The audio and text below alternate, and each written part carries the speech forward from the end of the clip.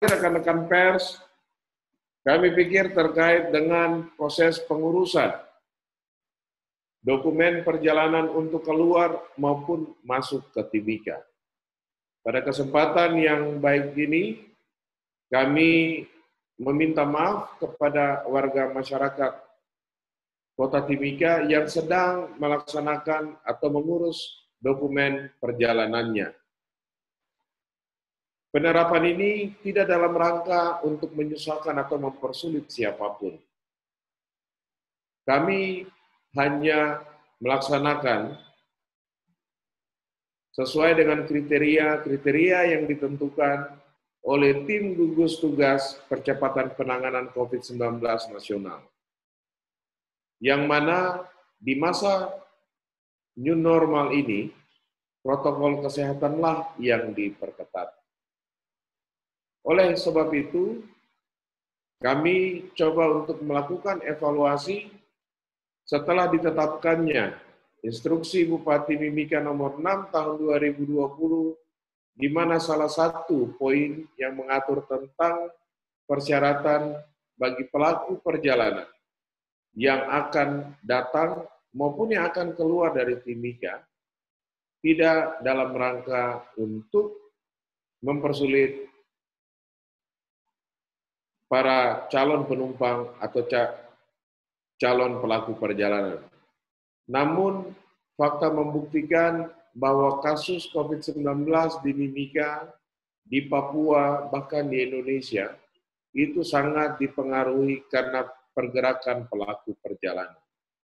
Oleh karena itu, kami hanya ingin memastikan bahwa Bapak, Ibu, Saudara-saudari yang akan melakukan perjalanan harus tetap bertanggung jawab dengan kesehatannya. Jika ada yang terkena batuk pilek, sebagaimana yang disyaratkan dalam surat edaran Gugus Tugas Percepatan Penanganan COVID-19 Nasional, maka wajib untuk melakukan pemeriksaan. Memang ada dokumen perjalanan yaitu dengan surat permohonan yang mungkin sulit diakses, tetapi tim gugus tugas Kabupaten Mimika memberikan kesempatan untuk Bapak, Ibu, Saudara-saudari bisa mengakses secara online di website covidmimika.go.id, sehingga di situ ada satu format. Kami coba akan menambah format-format sebagaimana yang ditentukan supaya Bapak, Ibu, Saudara-saudari bisa mengakses atau bisa mendapatkannya. Yang berikut, Bapak, Ibu, Saudara-saudari, dokumen yang sudah disyaratkan, yaitu surat permohonan, kemudian kami coba membantu dengan tidak mempersulit surat izin keluar masuk sebagaimana yang ada di daerah lain.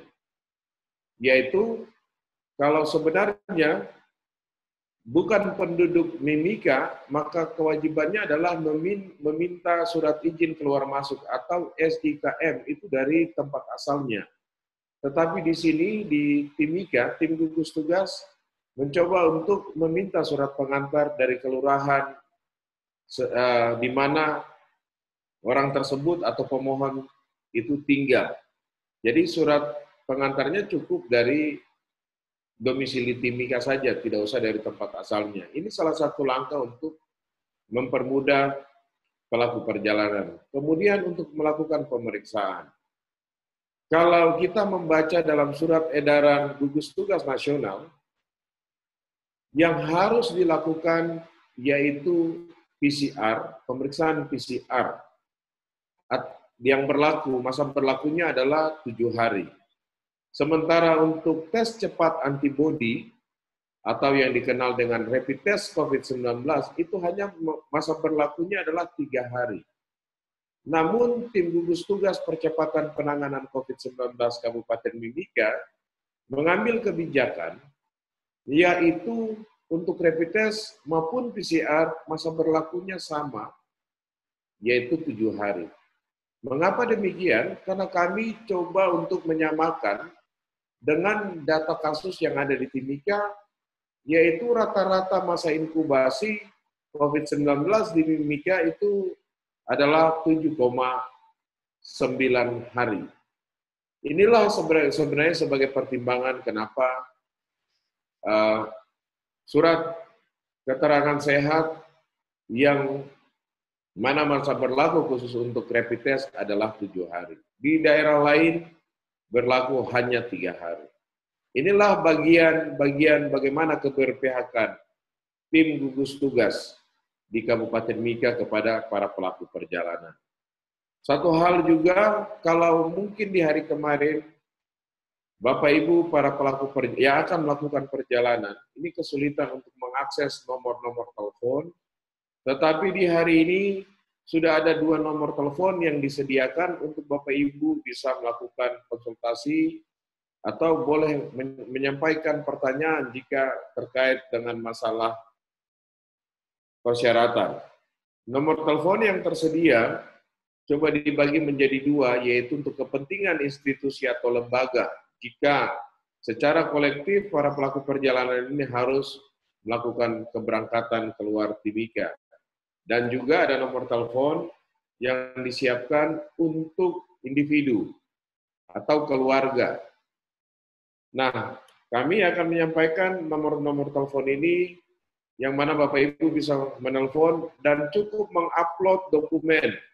3 dokumen, yaitu dokumen pemohon yang Bapak Ibu bisa akses dari website covid19mimika.go.id, dan kemudian surat pengantar dari kelurahan atau kampung, serta fotokopi atau salinan daripada KTP atau kartu identitas lain yang masih berlaku. Nomor telepon untuk institusi atau lembaga yaitu di nomor 0852 3695 7771. Kami ulang, nomor telepon yang bisa diakses untuk mengupload dokumen atau untuk menanyakan informasi itu ada di nomor 0852 3695 7771. Sedangkan untuk pemohon yang akan melakukan perjalanan ataupun yang datang dari luar bisa mengakses atau menanyakan informasi dan dapat mengupload dokumennya pada nomor handphone 0852 3695 7772. Kami ulang, 0852 3695 7772. Kami sangat berharap kesabaran dari para calon pelaku perjalanan ini adalah kerjasama yang baik. Kami tetap siap untuk melayani Bapak Ibu yang akan melakukan perjalanan. Kami tetap akan membantu Bapak Ibu semaksimal mungkin. Yang juga perlu diketahui bahwa khusus untuk pemeriksaan rapid test, yang pertama, kebijakan tim gugus tugas percepatan penanganan COVID-19 Kabupaten Mika tidak menarik biaya sedikit pun. Itu yang pertama. Yang kedua, kami menerima dokumen dari sekretariat tim gugus tugas yang dikirimkan ke posko kesehatan mulai dari jam 8 pagi sampai jam 12 siang. Kemudian kami dari posko kesehatan COVID-19 akan menghubungi Bapak Ibu untuk melakukan atau mengakses tempat-tempat pemeriksaan. Di hari ini kami siapkan 3 karena hampir sebagian besar pemohon berada di wilayah Distrik Mimika Baru, sehingga 3 puskesmas yang melayani pemeriksaan rapid test, yaitu Puskesmas Timika, Puskesmas Timika Jaya, dan Puskesmas Pasar Sentral. Tetapi jika besok ada masyarakat yang mungkin domisilinya ada di Limawasri, kemudian di Distrik Kuala Kencana wilayah kerja Puskesmas Bintuka, ataupun di Mapurujaya ataupun di wilayah SP1, SP4, maka kami akan mengarahkan ke puskesmas-puskesmas tersebut. Ada 9 puskesmas yang siap untuk melayani Bapak, Ibu, saudara-saudari yang akan melakukan perjalanan dan ingin mendapatkan pemeriksaan rapid test.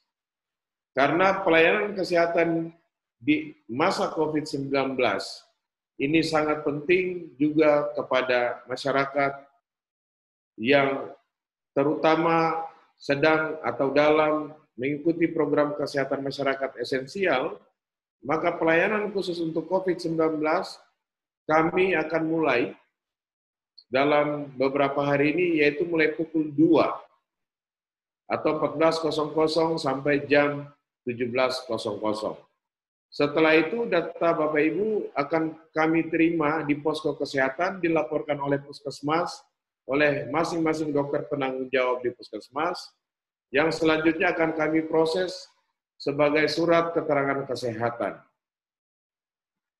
Untuk mereka yang dinyatakan reaktif maupun non-reaktif, akan kami kirimkan dokumennya secara online ke Sekretariat Gugus Tugas Percepatan Penanganan COVID-19 untuk selanjutnya direkomendasikan untuk berangkat, ataukah nanti direkomendasikan untuk melakukan isolasi mandiri. Di hari ini khususnya, sudah 98 surat keterangan kesehatan yang kami terbitkan dan sudah dikirim ke Sekretariat Tim Gugus Tugas Percepatan Penanganan COVID-19. Dari 98 orang ini, kami terbitkan 98 surat keterangan sehat, dan 1 diantaranya kami menerbitkan surat keterangan untuk isolasi mandiri, atau dengan kata lain, tidak layak untuk melakukan perjalanan dan wajib untuk melakukan isolasi mandiri di rumah sampai hari ke-7 atau hari ke-10, kami akan melakukan pemeriksaan kembali, dan jika hasilnya dinyatakan non-reaktif, maka yang bersangkutan bisa melakukan perjalanan. Rekan-rekan pers, sampai malam hari ini, secara keseluruhan, jumlah surat keterangan sehat yang sudah dikeluarkan oleh gugus atau posko kesehatan COVID-19 sebanyak 800 surat keterangan setiap orang. Itulah sedikit gambaran tentang proses surat keterangan atau rekomendasi untuk melakukan perjalanan keluar Timika. Tentu saja banyak masyarakat yang menanyakan bagaimana jika ingin masuk ke Timika. Saya pikir di dalam surat edaran Menteri Perhubungan dan juga Menteri Kesehatan serta tim gugus COVID-19 nasional telah ditetapkan bahwa PCR. Khusus untuk semua para pelaku perjalanan yang akan kembali ke Timika, diwajibkan untuk melakukan pemeriksaan PCR. Hasilnya yang negatif, maka boleh masuk ke Timika. Dan khusus untuk para penumpang atau pelaku perjalanan di tanah Papua yang akan datang kembali ke Timika, maka cukup dengan rapid test. Kenapa demikian? Karena belum seluruhnya kabupaten atau fasilitas kesehatan di Provinsi Papua dan Papua Barat bisa melakukan pemeriksaan PCR. Kondisi wilayah-wilayah ini sama juga dengan kami di Kabupaten Mimika. Rekan-rekan pers, demikian beberapa hal yang bisa kami sampaikan kepada rekan-rekan pers. Saya sangat berharap informasi yang sudah kami sampaikan kepada rekan-rekan pers bisa disampaikan secara objektif kepada masyarakat. Dan pesan kami kepada masyarakat, selain melaksanakan protokol kesehatan, hanya 3 protokol kesehatan, yaitu menjaga jarak, tetap mencuci tangan, dan tetap menggunakan masker. Namun, untuk mengurus semua syarat perjalanan keluar Timika maupun yang akan datang ke Timika oleh para pelaku perjalanan, kami sangat berharap kesabaran dan kerjasama yang baik dari Bapak Ibu. Demikian, terima kasih kepada para rekan pers. Kami memberikan kesempatan 15 menit ke depan. Mungkin ada hal-hal yang ingin ditanyakan kepada kami persilakan. Terkait dengan PCR. Nah, ada opini juga, kemudian bukan opini ya, masukan dari masyarakat bahwa seolah-olah mereka saat ini dilonggarkan, akan tetapi dihambat lagi dengan syarat yang menurut mereka berat dengan adanya wajib PCR ini. Sementara ada pernyataan dari Menteri Perhubungan bahwa bisa dibolehkan kalau penerbangan domestik itu dengan syarat rapid test, kecuali dari penerbangan internasional begitu. Artinya ini hanya saya konfirmasi aja karena saya tahu bahwa ini sudah kebijakan tim gugus tugas. Mungkin itu saja Pak Reid. Terima kasih. Baik, terima kasih Pak Sefianto. Saya coba jawab. Terkait dengan syarat perjalanan, saya pikir rekan-rekan pers boleh membrowsing di internet, mencari surat edaran nomor 7 tahun 2020,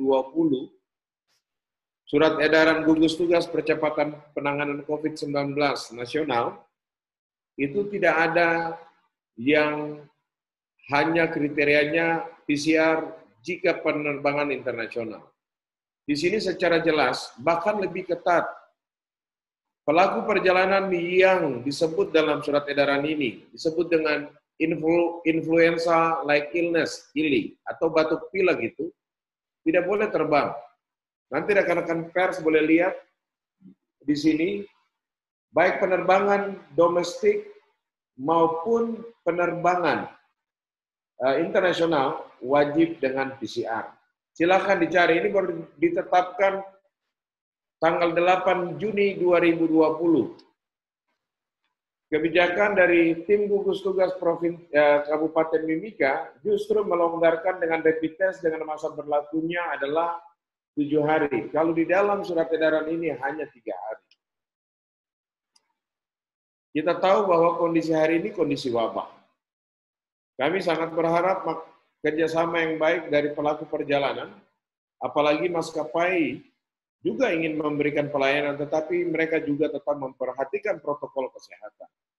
Kita lihat dalam perjalanan rata-rata, kecuali ke Jayapura, itu Timika Jayapura lebih kurang 1 jam, tetapi perjalanan yang keluar Papua, itu bisa mencapai 2,5 jam atau 2 jam 30 menit.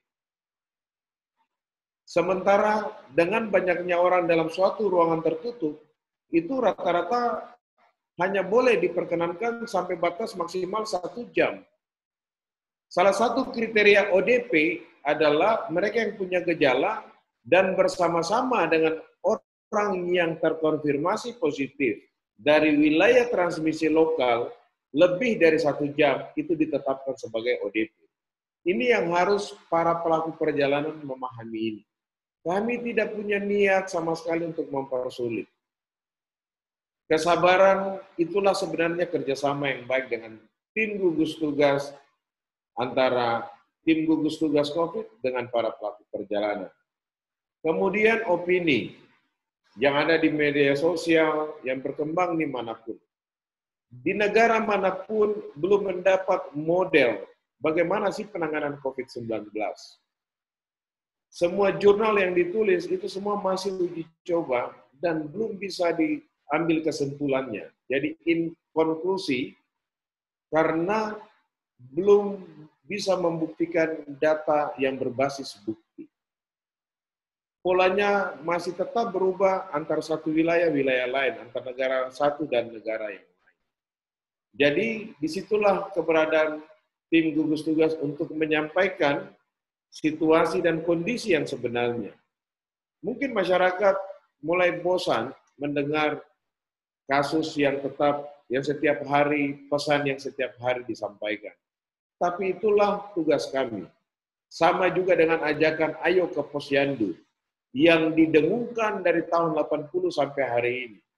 Dari mungkin kita masih bayi, pesan itu sudah ada. Sama juga dengan pesan ayo cuci tangan pakai sabun atau CTPS. Pesan yang dari tahun 80 sampai hingga kini. Masyarakat bosan, tetapi itulah fungsi kami untuk tetap menyampaikan.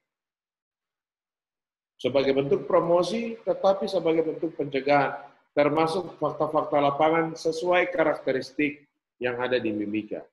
Situasi di Timika kita tidak bisa samakan dengan situasi di Jakarta, meskipun kita satu negara.